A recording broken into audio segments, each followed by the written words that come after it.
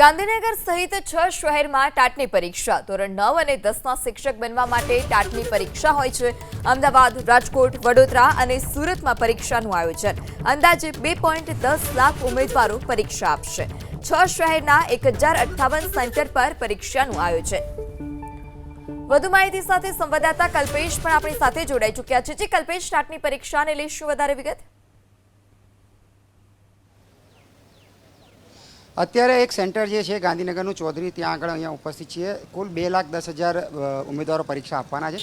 અત્યારે હાલ પ્રવેશ શરૂ થઈ ચૂક્યો છે। આમ તો પરીક્ષાનો સમય 3 થી 5નો છે, પરંતુ 2 વાગ્યાથી જ ઉમેદવારોને અત્યારે પ્રવેશ આપવામાં આવી રહ્યો છે।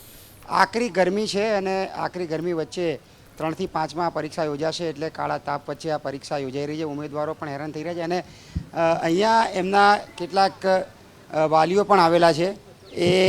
એમના વાલીઓ પણ આવેલા છે। કોઈ મહેસાણા સતલાસણા બાજુથી આવી છે, કોઈ અન્ય જગ્યાએથી। તમે ક્યાંથી આવ્યા છો?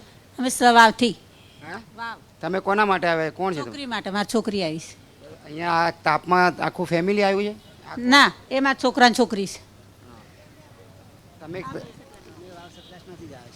વાવ સતલાસના। હા, મારા બાબુ છે। હા, ક્યારના નીકળ્યા હતા? અમે સવારે 10 વાગ્યાના।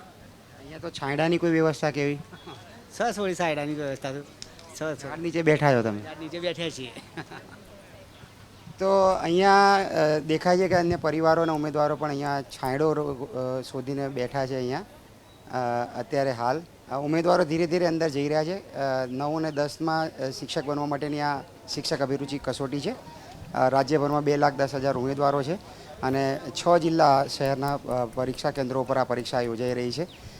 એટલે શિક્ષક બનવાની જેને મહત્વાકાંક્ષા છે, જેની ઈચ્છા છે, એના માટેની આ ટેસ્ટ ખૂબ જ અગત્યની છે।